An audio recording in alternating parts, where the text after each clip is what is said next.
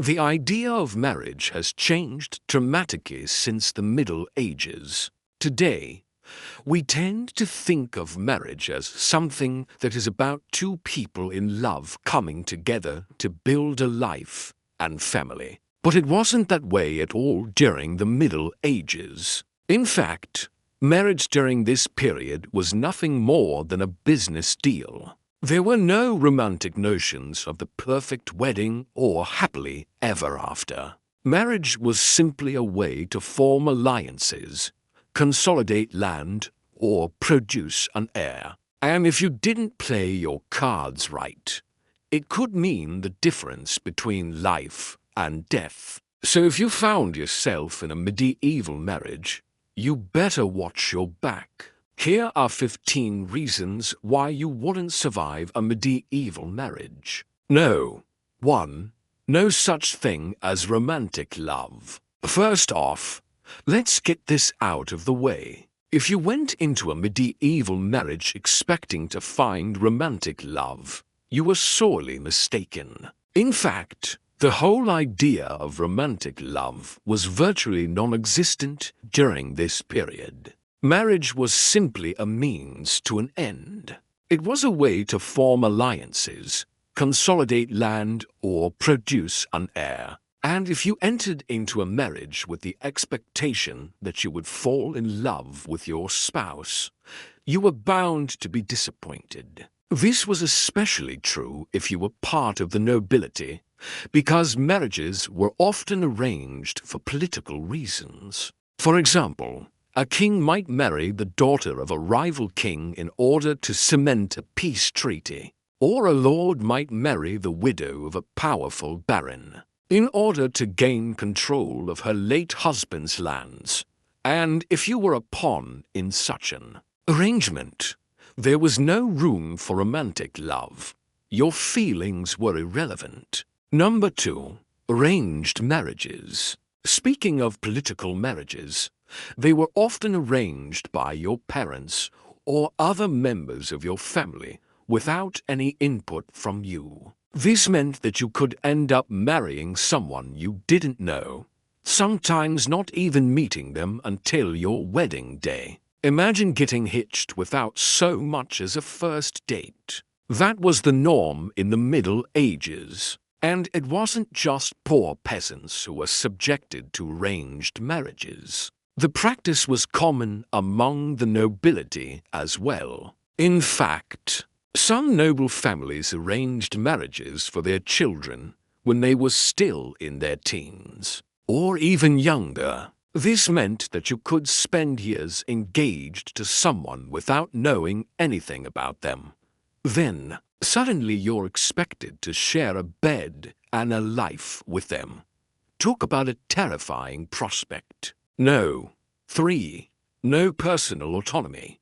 If you were a woman in the Middle Ages, you had no personal autonomy. From the moment you were born, you were under the legal thumb of your father, husband, or other male relatives. This meant that you had no say in your own life and were essentially treated like a possession rather than a human being. When you were arranged to marry someone, you didn't get to say yes or no. Your parents made the decision for you. And once you were married, you became the property of your husband. He had complete control over your life, and you were not allowed to question his authority. You were not allowed to work, own property, or even speak your mind without his permission. In fact, you were not even allowed to leave your house without his say-so. You were literally a prisoner in your own home. Number 4. No legal rights. In addition to having no personal autonomy, women in the Middle Ages also had no legal rights. This meant that if you were a woman who found herself in a medieval marriage, you were completely at the mercy of your husband. He could beat you, abuse you, or even kill you, and there was nothing you could do to stop him. In fact, the law actually gave men the right to use physical punishment on their wives. It was considered a man's duty to maintain order in the household and keep his wife in line. So if she misbehaved, he was within his rights to use force to discipline her. This meant that a woman's life was literally in danger within the four walls of her own home. No. 5. Primary duty to bear children. Now, you may be thinking that being a stay-at-home mom wouldn't be so bad. But think again. In the Middle Ages, a woman's primary duty as a wife was to bear children, particularly a male heir. This meant that you would be constantly pregnant and giving birth with little regard for your own health or well-being. You weren't allowed to choose whether or not to have children, and you didn't get a say in how many children you had. Your body was literally a vessel for carrying on your family's name and bloodline. This meant that your own personal life and aspiration were completely irrelevant. You existed for one reason, and one reason only, to produce an heir for your husband. And if you failed to produce a son, you were considered a failure. Number 6. Constant fear of death during childbirth. To make matters worse, childbirth was the most dangerous part of a woman's life in the Middle Ages. Without modern medicine and sanitation, both mother and child faced a high risk of death from infection or complication. This meant that every time you gave birth, there was a good chance that you might die, not to mention the physical pain and trauma of childbirth. You would be giving birth multiple times a year, without any pain relief or proper medical care. And if you survived, you would be left with the physical and emotional scars to prove it. 7. Pressure to produce a male heir. As we mentioned earlier, the pressure to produce a male heir was immense. If you were a wife and you failed to produce a son, you were considered a failure. Your husband could take another wife, and your own value and worth were diminished. In fact, he could even seek a church aliment to replace you with a younger, more fertile woman. This meant that you were constantly under scrutiny and judged by the standards of your society. You had to live in fear of disappointing your husband and his family. 8. Modern man would struggle with subservience. A modern man would absolutely struggle with the idea of a woman being legally subservient to him in every aspect of her life. They'd likely feel a sense of responsibility and protectiveness towards her, wanting to ensure her well-being and happiness. However, they'd also likely feel conflicted and uncomfortable with the power dynamic inherent in the situation. A modern man values equality and autonomy in relationships, and would likely find it challenging to navigate a marriage where these values were not respected. The idea of owning another human being and having complete control over their actions would be deeply troubling to him. A modern man would struggle with the ethical implications of such a marriage, and would likely feel torn between their societal expectations and their personal values. Ultimately, a modern man's sense of justice and equality would make it difficult for them to thrive in a medieval marriage where women were treated as property. Number 9.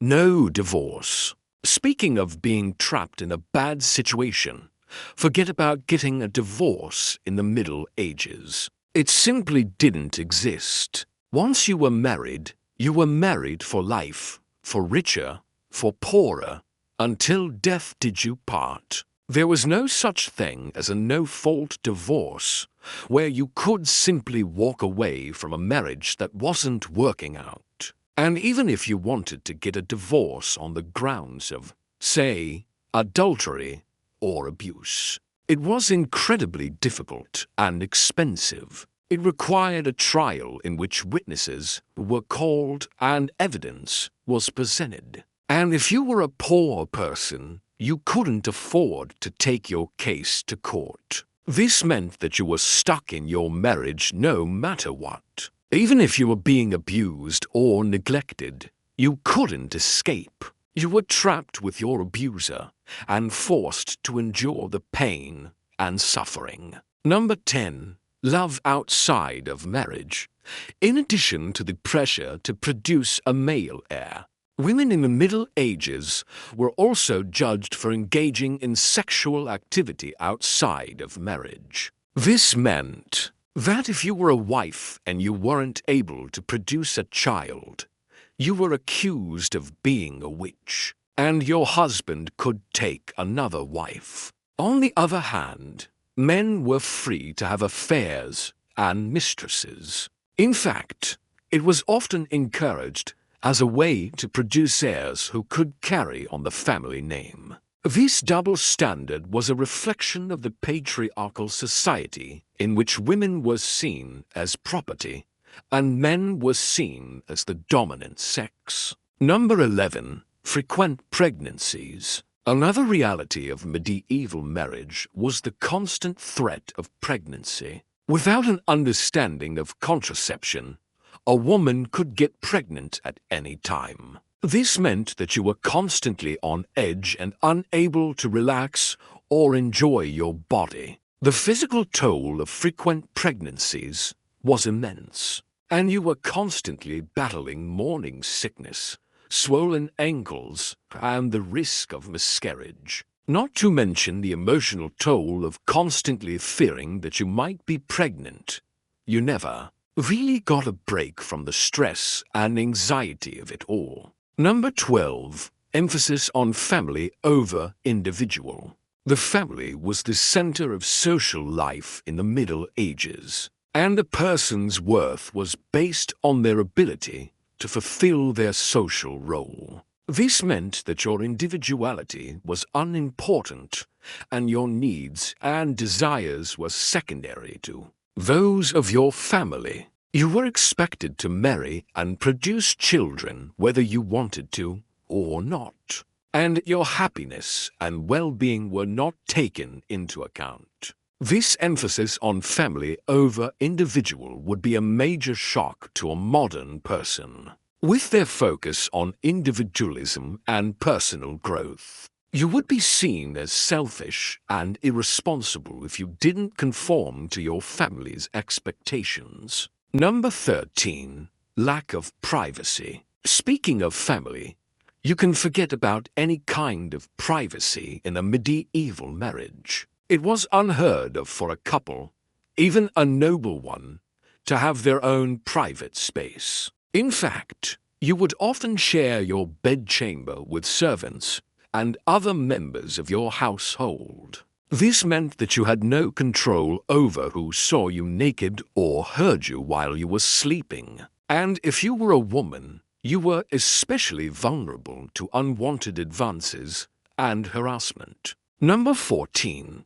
Social and religious pressure. In addition to the pressure to produce a male heir, you would also be under constant social and religious pressure to have children. The church believed that it was a sin to remain childless and that you should be punished for it. This meant that if you and your partner struggled to conceive, you were seen as cursed or unworthy. You were judged and ostracized by society and the clergy. And if you were a woman, you were blamed for the inability to have children. This pressure to conform would be intense, and you would feel like you were constantly being watched and judged. Number 15. Lonely existence. Last but certainly not least, a medieval marriage would be a profoundly lonely experience for a modern person.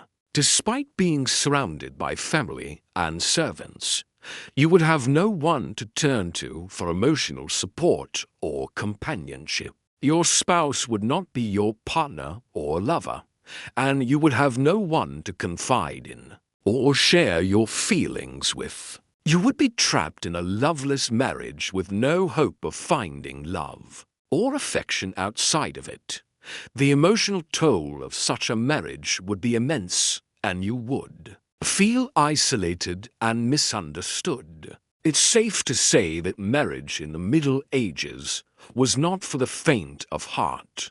It took a special kind of person to survive the challenges and hardships that came with it. If you were a modern person who valued love, freedom, and equality, you probably wouldn't make it very far in a medieval marriage. You would quickly become disillusioned and overwhelmed by the archaic traditions and restrictive rules. You would struggle to adapt to the lack of privacy and personal autonomy, and you would eventually burn out.